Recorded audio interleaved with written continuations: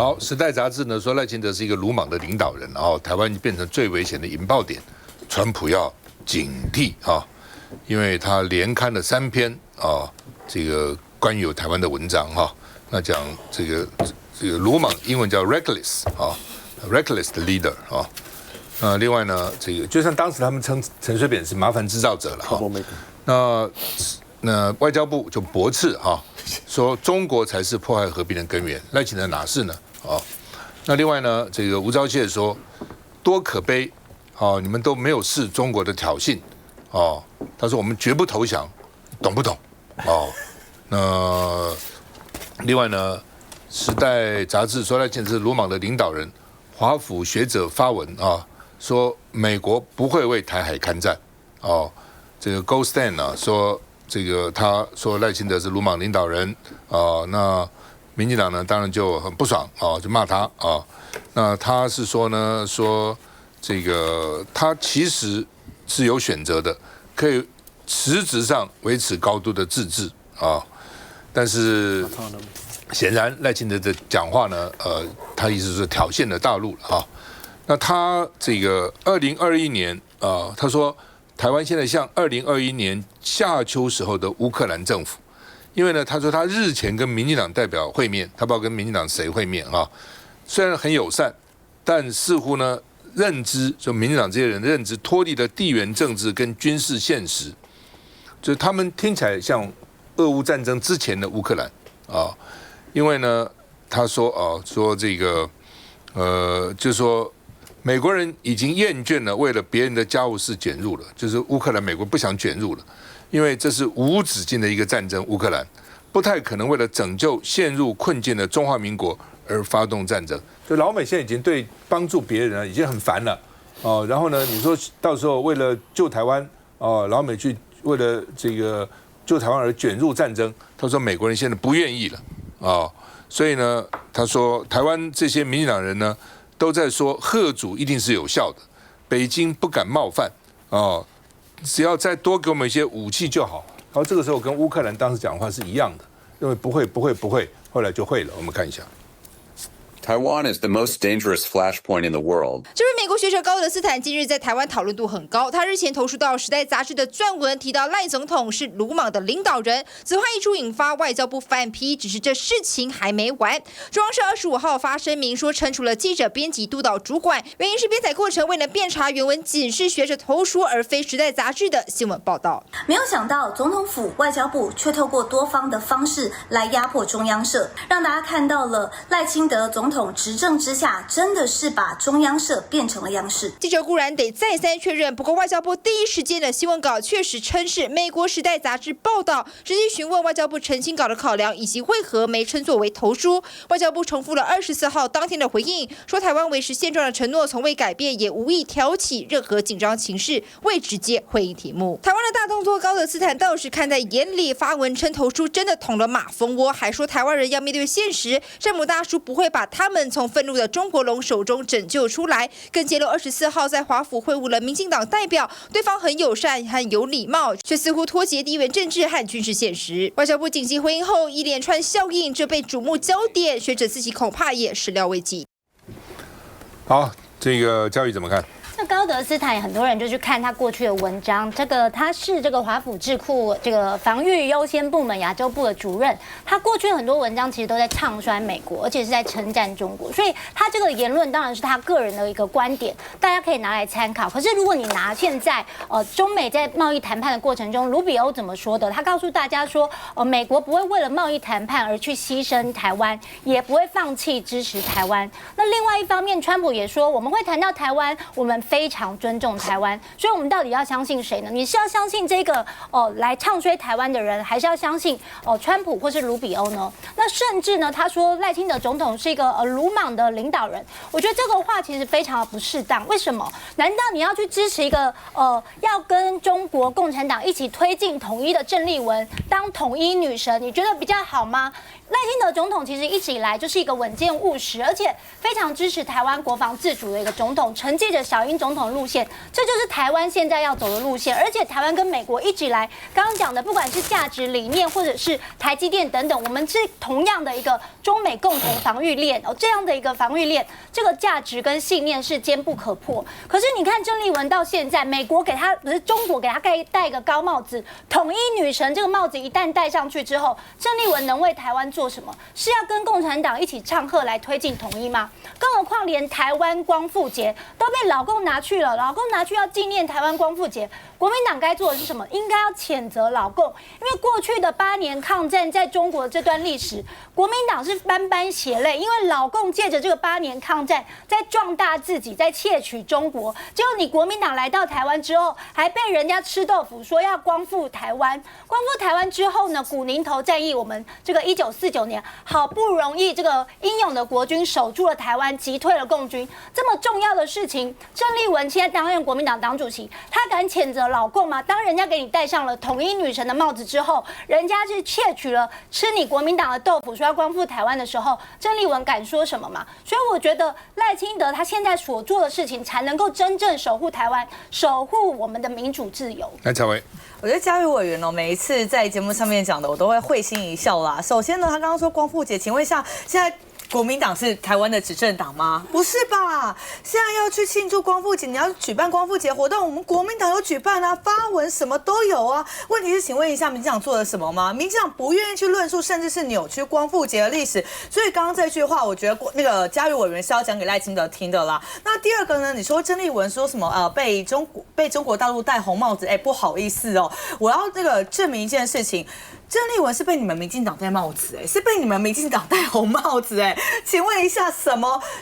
你看过哪一个是被那个中国大陆戴帽子？所以我觉得民进党现在很好笑，就活在自己的小圈圈里面，然后取暖而已。所以我觉得现在回过来说，外交部不愿意去做任何推进外交关系、处理国际问题的事情，然后只剩下像外媒的功能，真的非常非常可悲。我们不要只单看一个学者专家去讲赖清德什么，最好笑的是，我就要观察是从他一个人讲那个赖清德如此的鲁莽之后呢，很多的美国的杂志，甚至是学者专家都针对他这个论述、他这个逻辑去做了一些评析，做了一些评论。在这2天，这才是我们要注意的啊。为什么今天一个学者说赖清德鲁莽，其他的学者专家会针对这个去论述，代表是他们也看到了一些鲁莽的事实嘛？什么叫做鲁莽的一个事实？包含我刚刚讲的外交部不针对国际问题去解决，只针对一个外媒去呛杀，还有包含我自己一个经历最近我觉得非常瞎的一个问题哦。刚刚那个世宝委员讲到两岸关系，因为最近我刚好也在帮助一个教育的一个两岸交流，那刚好呢。郑丽文委员上任之后呢，帮助的这一个协会，帮助的这个单位就跟我说，因为郑丽文这个上任之后呢，所以民进党执政党对于两岸关系更限缩，直接他给我看什么是证据。本来要来台湾履约的一个商业厂商，他直接打回票，他就说他的理由多瞎，他就说你因为要采购这个充电器，可是你的采购金额过小，然后过小你还要亲自来台湾履约，不符合常理。我看到我觉得很瞎不符合常理，大概就是民进党吧，因为这样子的一个理由，然后就打回包票。正常的两岸交流，你不愿意去正视国际关系，你不愿意好好的去看到我们现在的一个危机，但是你在做什么呢？在做的是，只要别人觉得你不好，你就呛别人；别人觉得你哪边要改进，你就说我没有，我都是好棒棒，是你不好。这一种态度，我觉得才是台湾最真正可悲的。休息一下再回来。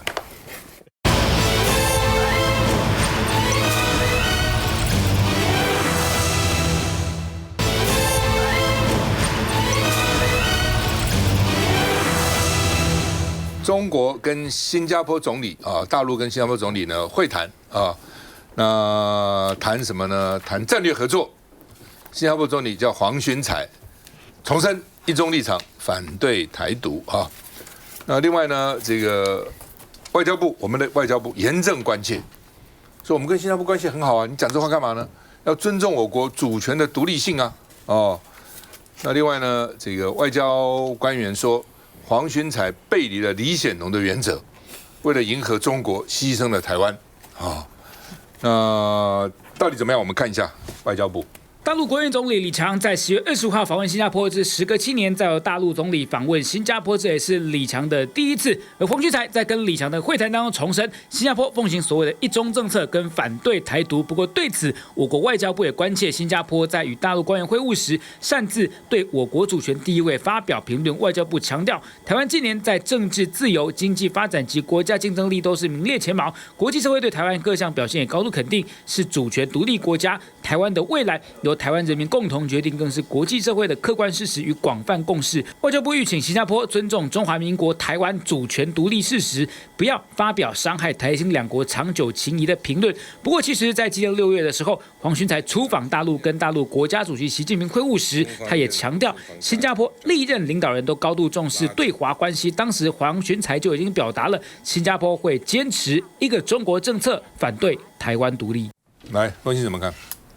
我们其实从上一段到这一段了，因为《时代》杂志的这一个，你管说它是投书也好，或者它其实是邀访的稿子也好，那么这一位呢叫 Goldstein 或者是他自己翻译叫做金莱尔啊，这一位先生这话说的非常的重，但是呢你要注意哦，外交部不管怎么样的抨击他，然后中央社呢甚至于把这个报道的记者给这个特别的这个处分了。他怎么处分了？我不知道他怎么记过啊，或什么的。意思是说他是读者投书，你怎么可以说他是报道呢？哈，那但是其实他算是邀稿哈。那么为什么我说他是邀稿？因为这次的《时代》杂志其实用了3篇文章来谈台湾，一篇是记者特别谈了台湾在地缘政治上面危险升高以及应对的这个情势，然后第2篇就是这个高德斯坦呢他写的这一篇文章。那么赖清德是鲁莽的领导人，小心美国不要被他拖进去。第3篇他还特别邀请了中国大陆的学者，而且是属于鹰派的学者，他是解放军退的，然后呢，在清大的这个战略研究所的教授周波啊，写了一篇文章。你可以从这个安排，你可以看得出来，时代杂志要塑造一个气氛，就是现在呢，现在的两岸之间如果发生紧张，是台湾的错，是因为台湾的领导人，然后呢，所以呢，台湾弃之不可惜。其实你要注意，如果说这件事情啊，它是一个孤立事件，那也就算了。可是过去这1年来，从赖清德当选之后，去年还是拜登执政的时候，跟民主党关系最好的葛莱仪，然后他跟 CSIS 的中国的主任林洋就共同写了一篇文章，他是2边各打50大板。可是他也指责了赖清德，他的那个就职演说是挑衅，是危险的，要拜登好好管赖清德。然后呢，接着呢是在去年的8月，国际危机组织他就写了一篇报告，然后说赖清德更强硬的立场加剧了紧张的情势。然后呢，接着 CSIS 3位专家就写了一篇台海爆发战争的风险很高，而且还在升高。这里面呢，它固然是2边各打50大板，但也提到了赖清德的这些强硬的这些立场，其实无助于两岸之间的缓和。所以现在就开始出现了一个论调，比如说像昆西研究所的研究员史文，他就说，台湾对美国而言很重要，但并非关键。换句话说，你只要在国际上面让大家知道说，就算丢了台湾，对于美国的国际强权没有影响，那丢了台湾也不可惜。所以美国最近的那些作为，就是尽量把台湾最宝贵的，比如说半导体的供应链，整个搬到美国去，剩下来的其实就开始塑造这种气氛。那么，其实像这个高德斯坦，他的立场，他一直认为美国不可以帮任何人打仗，这个是他们的惯常的立场，其实也符合现在美国主流的 MAGA 的立场。所以你看到说，他写了文章被民进党骂了之后呢，他就说，那你24号你们这些民进党成员还来见我，然后跟我谈，结果我发现你们太天真了。那你就知道说，他不是真的非主流，其实以 MAGA 来说，他算是主流意见。但是他们为什么他的意见会特别被《时代》杂志邀访？因为每一个人的意见我们其实都很清楚，那为什么特别邀请你来进我这个一般媒体？《时代》杂志是一个一般媒体，他们要塑造一个氛围，那就是呢，两岸紧张，但台湾是很糟糕哦，你们可能是这个风险制造者。然后呢，台湾虽然重要，但是弃之不可惜。我觉得在塑造这样的一个氛围，所以你要注意啊。虽然卢比欧呢安慰我们说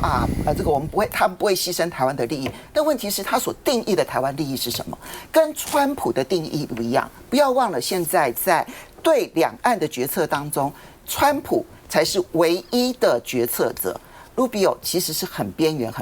的。那我觉得。所以刚刚我要提醒一下嘉瑜，你花了很多的时间去抹红郑丽文，但你要知道，你抹红了郑丽文，也没办法解决台湾现在因为赖清德而受到的国际上面的危险的情势的影响。我们要面对的是，《经济学人》在这一期除了提了中美贸易战之外，它有一篇专题报道，里面其实有2篇文章，就问说台湾你随时有可能被美国背弃，这是《经济学人》的文章哦。请问一下，你的 Plan B 在哪里？你的 B 方案在哪里？我先补充一下，我没有要抹红郑丽文，因为是那些小粉红们给郑丽文冠上一个统一女神的帽子，也是习近平发贺电给郑丽文，要共同推进统一，所以抹红郑丽文的是习近平跟小粉红。那对于民进党来讲，当然我们守护台湾，希望跟国民党一起，我们可以不同政党，但是必须要同一国，但是不需要去放大国外那些威胁台湾或是恐吓台湾的言论。我们要先自己对内团结，对自己有信心，我们才能够共同守护台湾。一句话，如果是团结在一个错误的路上，那我宁可我们走一条不一样的路。我跟凤馨都是非常资深的媒体人，我们从记者后来当了这个主管哈。这一次中央社竟然去惩处他这个记者，他说因为不是一个报道，是一个投诉，这不叫投诉，这像是一个专题报道里面的专文，他甚至比这个记者去采访都重要。好，例如说这个前日子花莲这个堰塞湖这个有没有？好，这个造成的这个灾害，那很多的电视台或者很多媒体，他就做了很多的专题报道，有没有？他就会找李鸿源啊，一定是找一个专家来谈嘛。像这段时间的这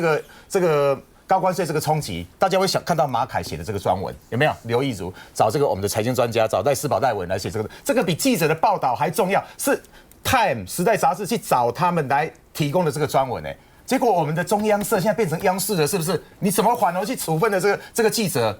他比报道还重要，他是一个专题报道里面的专文，这是一个。第二个，这个